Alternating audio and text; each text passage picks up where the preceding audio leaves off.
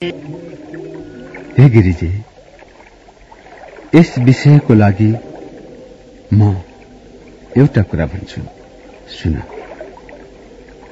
सम्पूर्ण तीर्थ, व्रत, दान धर्म, यज्ञ, जप, तप भन्दा पनि उत्तम कुरा म भन्छु, सुन। श्री स्वस्थानी परमेश्वरीको व्रत गर। त्यस व्रतका प्रभावले श्री जगदीश्वर महादेव स्वामी पाउन सक्छौ। नवयौवना कुमारीहरू जसले पनि श्री स्वस्थानी परमेश्वरीको व्रत गरे छिट्टै फल मिल्छ।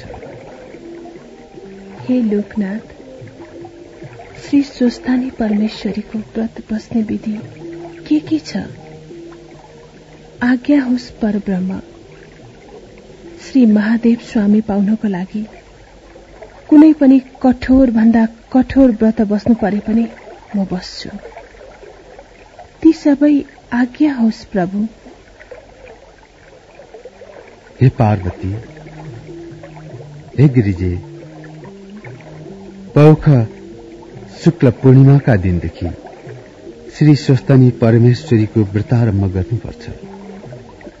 व्रतारम्भ गर्नु अघि हात गोडाका नङ काटी शुद्ध भई एकचित्त रही स्नान गरेर सधैँ मध्याह्न कालमा श्री महादेवको पूजा गर्नुपर्छ। महिना दिन पुगेपछि माघ शुक्ल पूर्णिमाका दिन 108 रोटी, 108 अक्षता, 108 बेलीको फूल, 108 कुडका सुपारी, 108 पान, जात जातका फलफूल तयार गरी तामाको थालीमा ओमकार लेखी गंगा जलले स्नान गराउनु।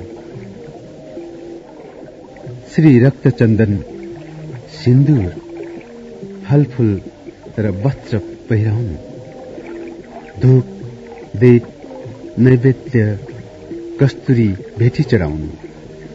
विभिन्न उपचारले पूजा गर्नु, जप गर्नु, पाठ गर्नु, स्तोत्र पाठ गर्नु, अर्घ्य दिनु र यो पाठ गर्नु। हे पार्वती, श्री स्वस्थानी परमेश्वरीको वर्णन सुन।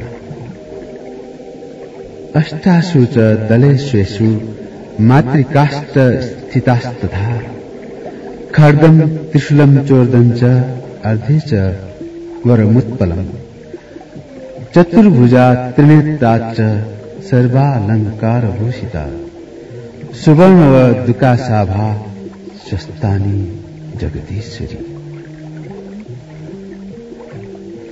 हेर, श्री स्वस्थानी परमेश्वरी भनेकी कस्ती छन् भने वरिपरि 8 पात भएका कमलमा पातै पिच्छे 8वटी मातृकाहरू भएकी, ती 8 मातृकाहरूका माझमा बसेकी, 4 हात र 3 आँखा भएकी, एक हातमा त्रिशूल, एक हातमा वर र अर्को हातमा कमल लिएकी, थरी थरीका गहना लगाएकी, सुन भन्दा पनि पहेँलो रूपले धपक्क बनेकी। त्यस्तै श्री स्वस्थानी परमेश्वरीलाई ध्यान गरी हे ईश्वरी पनि वरदान माग्नु र प्रसाद जिग्नु। त्यसपछि 108 मा 8 रोटी, 8 अक्षता, 8 बेली पुष्प, 8 जनै, 8 पान, 8 कुडका सुपारी सगुन समेत आफ्ना पतिलाई दिनु। पति नभए छोरालाई दिनु, छोरा नभए मित छोरालाई दिनु, मित छोरा पनि नभए जुन इच्छाले व्रत गरेको छ त्यो कामना सिद्ध होस् भनी गंगामा लगी बगाउनु। 100 रोटी आफूले फलाद गर्नु। रातमा जागराम रही उनी ईश्वरीको महिमा सुन्नु र सुनाउनु। हे उमा, हे गिरिजे, श्री स्वस्तानी परमेश्वरीको प्रसाद लिने बेलामा श्री महादेव तिम्रो सामु आउनुहुनेछ। म खुसी भएँ। श्री महादेव स्वामी पाए। हे परब्रह्म विष्णु, म धन्य रहेछु। श्री महादेव स्वामी पाउने उपाय थाहा पाए। हे ईश्वर, तपाईलाई कोटी कोटी नमस्कार छ। कोटी कोटी नमस्कार छ प्रभु।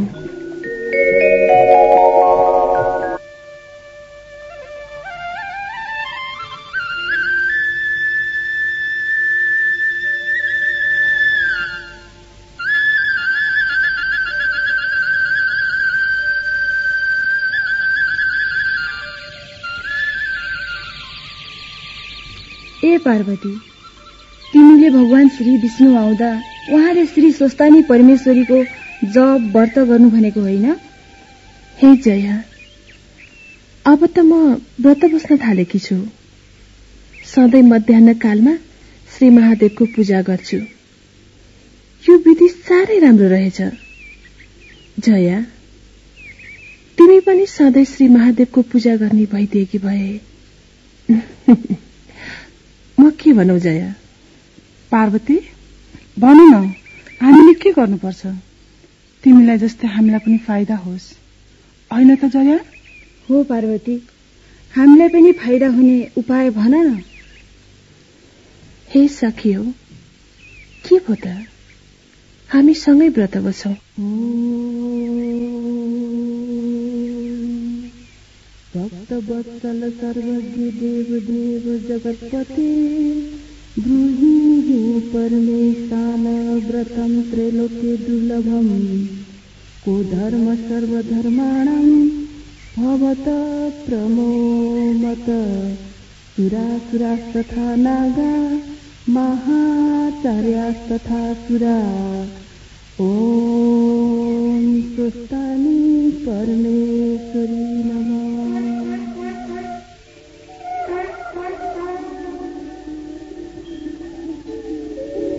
हे देवताहरू हो, थाहा छ, तिमीहरूलाई थाहा छ, अब पापिष्ट तारकासुरको नाश हुने बेला आयो।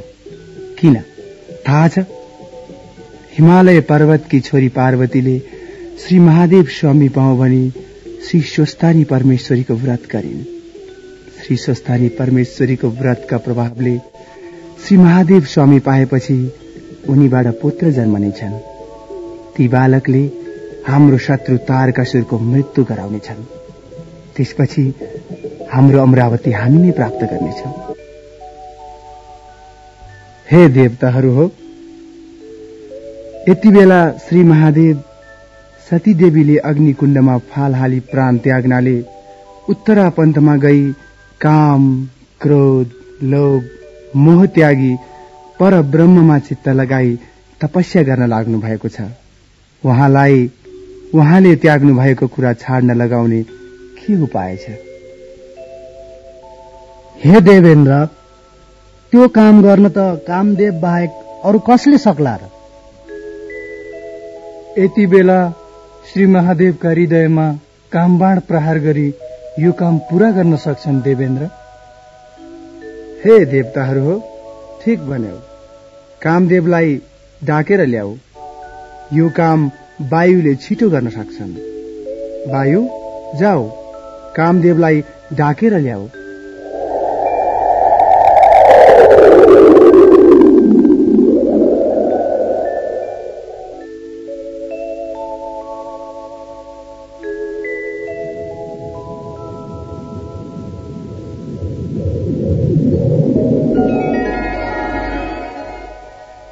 हे देवेन्द्र, मलाई के कामले बोलाउनु भयो?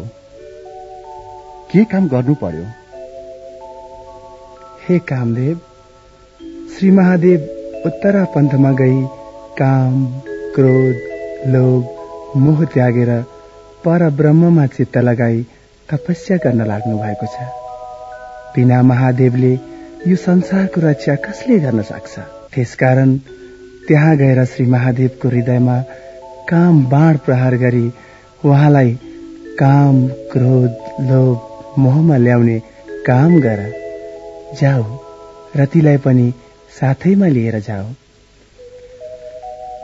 हुन्छ। हे देवेन्द्र, यो काम गर्न त साह्रै गाह्रो काम हो, तर पनि म तपाईको आज्ञा सिरोपर गर्छु।